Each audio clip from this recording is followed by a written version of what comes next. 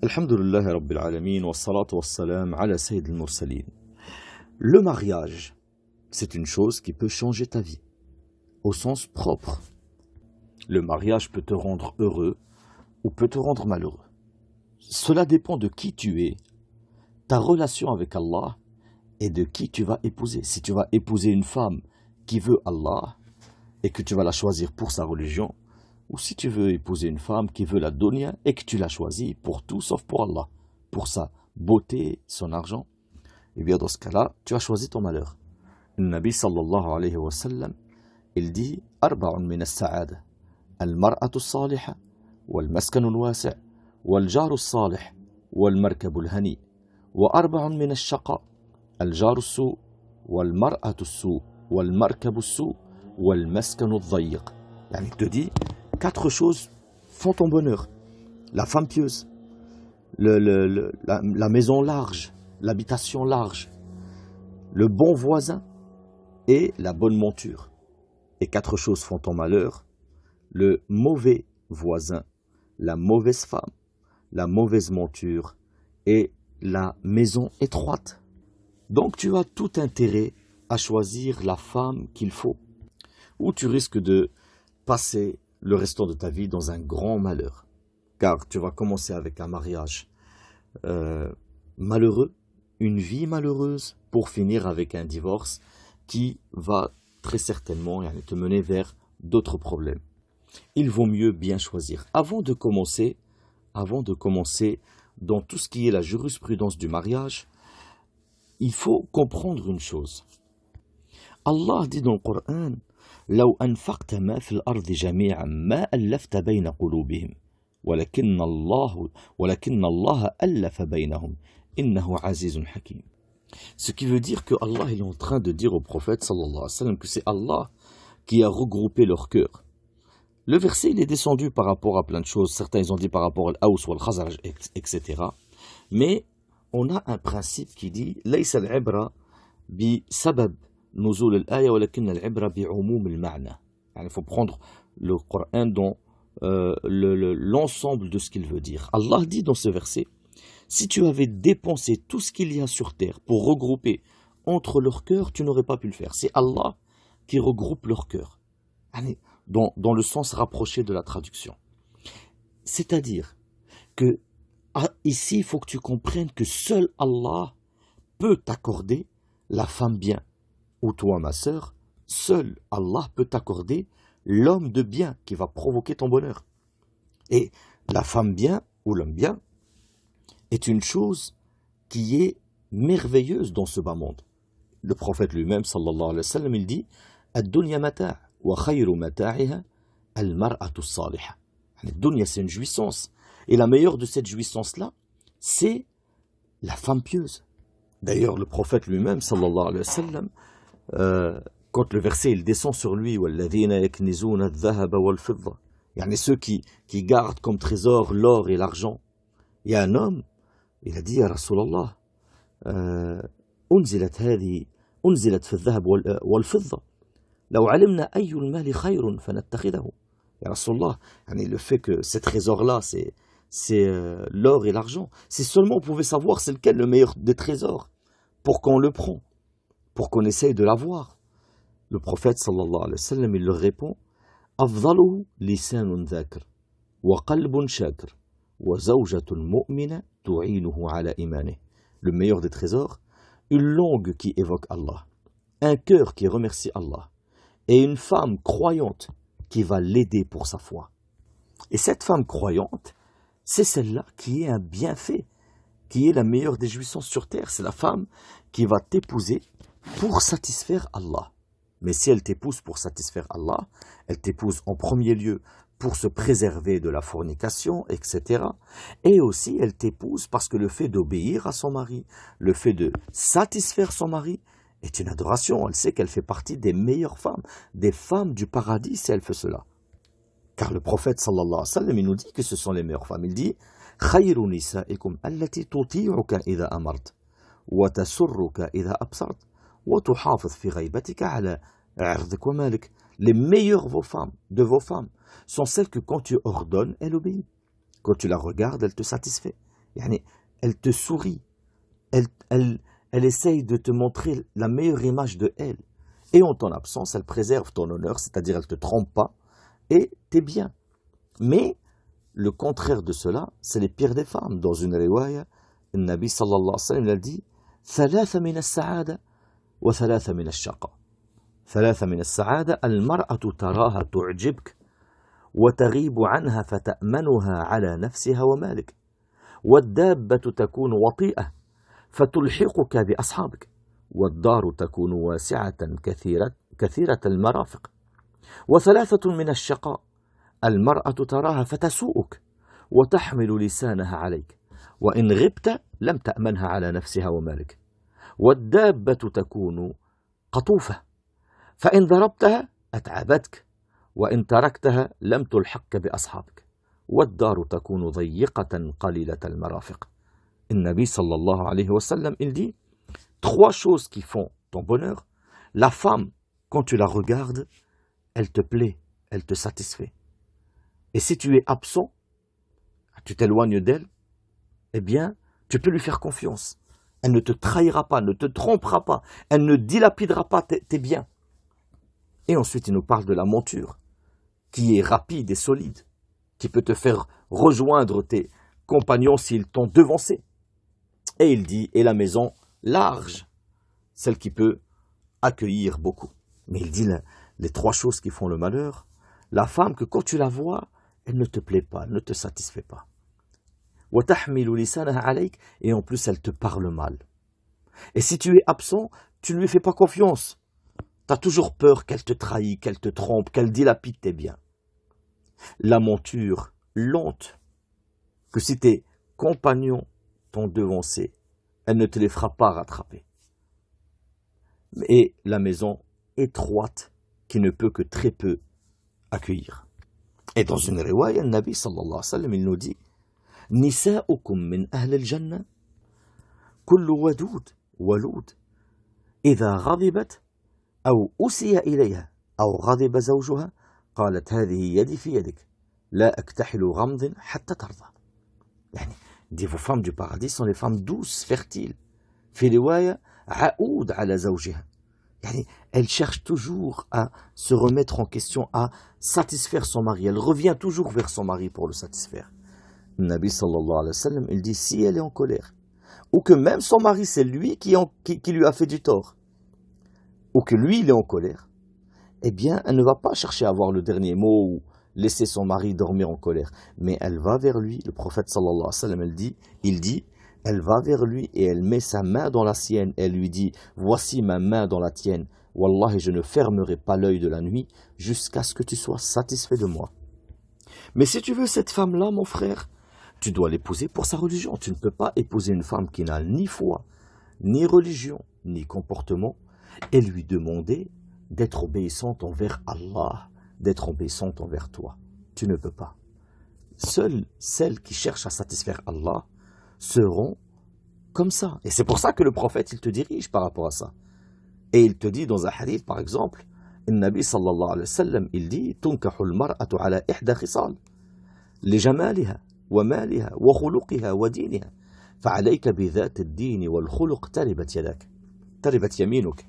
Il a dit la femme tu peux l'épouser pour l'une des quatre, sa beauté, son argent, son comportement ou sa religion.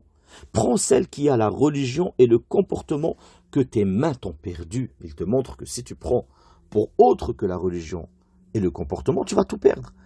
Dans une riwaya qui est dans le Bukhari et Muslim, تنكح المرأة لأربع لمالها ولحسبها ولجمالها ولدينها فاظفر بذات الدين تربت يداك. Et épouse celle pour la religion que tes mains t'ont perdu. Par conséquent, eh bien, il faut que tu choisis celle que le prophète t'a conseillé de choisir.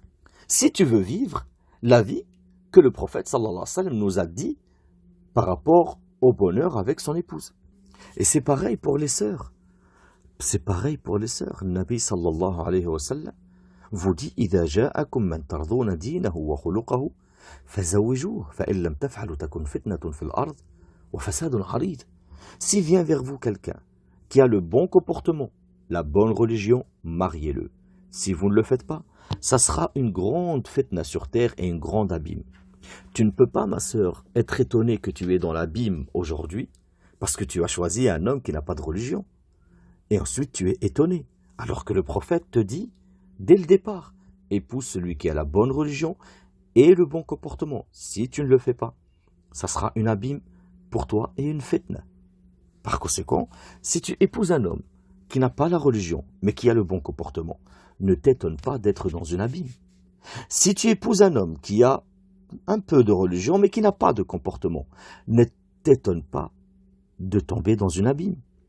Si tu rejettes l'homme qui a la religion et le comportement parce qu'il a quelques années de plus, ou il a quelques sous de moins, ou il a quelques centimètres de moins, et qu'ensuite tu es dans un abîme, ne sois pas étonné d'être dans l'abîme que tu as choisi de tes propres mains.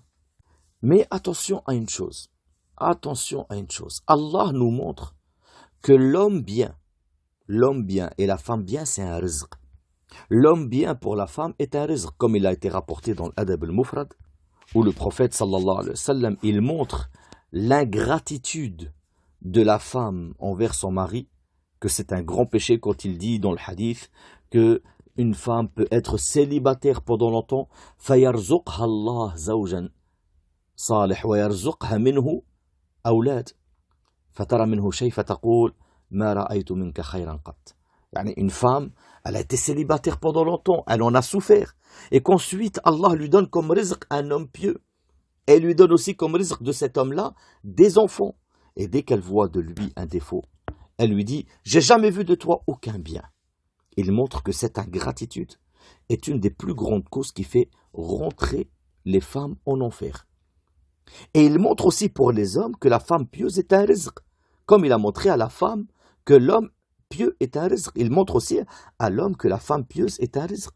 Dans un hadith rapporté par Tabarani, d'après Anas radhiyallahu anhu, le Nabi sallallahu alayhi wa sallam, il dit « Man razaqahu Allahu mra'atan salihah, faqad a'anahu ala shatr dini, falyattaqillaha fi shatr al-baqi » Celui que Allah lui donne comme rizq, la femme pieuse, il l'a aidé pour la moitié de sa religion, qu'il craigne Allah pour l'autre moitié. Donc il nous dit que c'est un rizq. Et ce rizq-là, Allah il l'a promis à une catégorie de gens. Lesquels? Al-muttaqin, ceux qui le craignent. Allah il dit dans le Coran وَمَنْ يَتَّقِ اللَّهَ يَجْعَلْ لَهُ مَخْرَجًا وَيَرْزُقْهُ مِنْ حَيْثُ لَا يَحْتَسِبُ وَمَنْ يَتَوَكَّلْ عَلَى اللَّهِ فَهُوَ حَسْبُهُ. Celui quiconque craint Allah, Allah va lui donner solution à tout et il va lui donner son rizq de par là où il ne s'attend pas. C'est pour ça que tu vois certaines personnes qui ne craignent pas Allah et qu'ils cherchent à se marier, ils cherchent la femme bien toute leur vie sans jamais la trouver. Et tu vas voir des gens qui sont accrochés à la crainte d'Allah et à l'obéissance d'Allah et leurs femmes tapent à leur porte. Et pareil pour les femmes. Un homme de bien, un homme qui craint Allah, de bon comportement, tu trouves cette femme, réellement elle craint Allah. Attention, je mets une parenthèse. Réellement elle craint Allah. Il y a une différence, les sœurs, entre le fait que tu crois être quelqu'un de bien ou que tu sois quelqu'un de bien. Ne t'auto-juge pas, car tu seras toujours dans le faux. Là, nous parlons d'une femme qui est réellement parmi celles qui craignent Allah, pas celles qui croient être une personne qui craint Allah. Pareil pour les hommes. Si tu es quelqu'un qui craint Allah, alors Allah t'accordera le rizq d'avoir une femme bien ou un homme bien. Et d'ailleurs, si tu crains Allah, Allah te facilitera tout. Te facilitera de l'épouser et te facilitera ta vie avec lui. Et ta crainte envers Allah va aussi être une cause pour que tu fasses le bien avec lui. Wallahi taqwa, c'est la base de tout. Allah dit dans le Coran وَمَنْ يَتَّقِ اللَّهَ يَجْعَلْ لَهُ مِنْ أَمْرِهِ يُسْرًا. Celui qui craint Allah, Allah lui facilitera tout. ذَلِكَ أَمْرُ اللَّهِ أَنْزَلَهُ إِلَيْكُمْ وَمَنْ يَتَّقِ اللَّهَ يُكَفِّرْ عَنْهُ سَيِّئَاتِهِ وَيُعْظِمْ لَهُ أَجْرًا. Et celui qui craint Allah, Allah lui pardonne ses péchés et il va lui agrandir sa rétribution. Par conséquent, si tu veux la femme pieuse, mon frère, si tu veux l'homme pieux, ma sœur, eh bien, répare ce qu'il y a entre toi et Allah. Allah réparera ce qu'il y a entre toi et les gens. Si tu veux l'homme pieux ou tu veux la femme pieuse, donne à Allah ce qu'il aime, il te donnera ce que tu aimes. Mais une fois que tu es avec l'homme pieux, ou tu es ma sœur, ou tu es mon frère avec la femme pieuse, eh bien, forcément, le shaitan va venir vous causer du trouble, parce que vous êtes en train de construire quelque chose de grand, quelque chose qui mène à Allah. Un homme pieux, qui prend soin de sa femme, qui a de la miséricorde avec elle, qui enseigne à sa femme les préceptes de l'islam, qui apprend à sa femme qu'est-ce qui rapproche d'Allah, et qui lui donne des ordres dans ce sens. Et une femme qui va obéir à son mari, élever son mari, faire en sorte que son mari soit roi chez lui.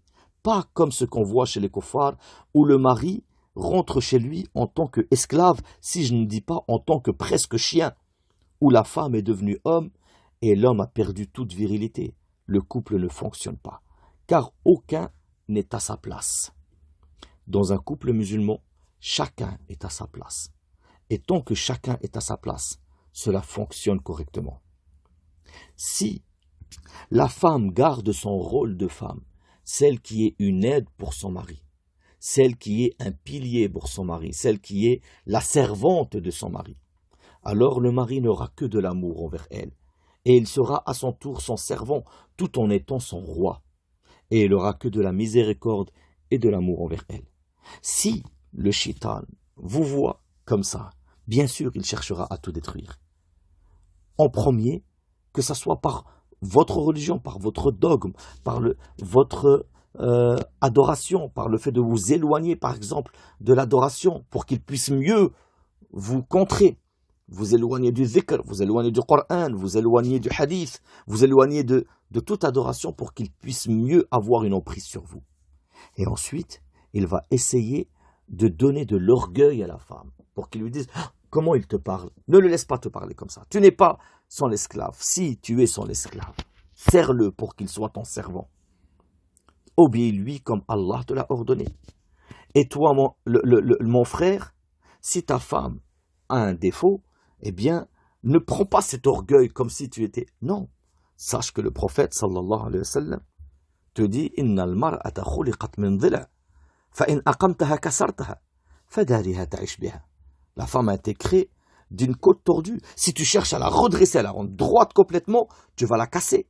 Filéo, il a dit « Wankisaruha talaquha » La casser, c'est la divorcer. Il te dit « Fadariha ta'ish biha » Et elle est patiente sur quelques-uns de ses défauts pour que tu puisses vivre avec elle. Donc, aie de la rahma avec elle. Et sachez tous les deux que le prophète sallallahu alayhi wa sallam, il dit à Aïcha, « Irfiqi ya Aïcha, fa inna Allah idha arada bi ahli baytin al-khayr, anzala alayhim al-rifq. » Sois clémente, ya Aïcha.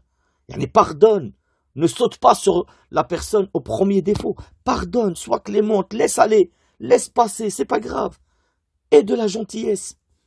Car quand Allah, il veut pour un couple, pour une famille, le bien, il descend sur eux al-rifq, la clémence, la gentillesse, la patience, etc.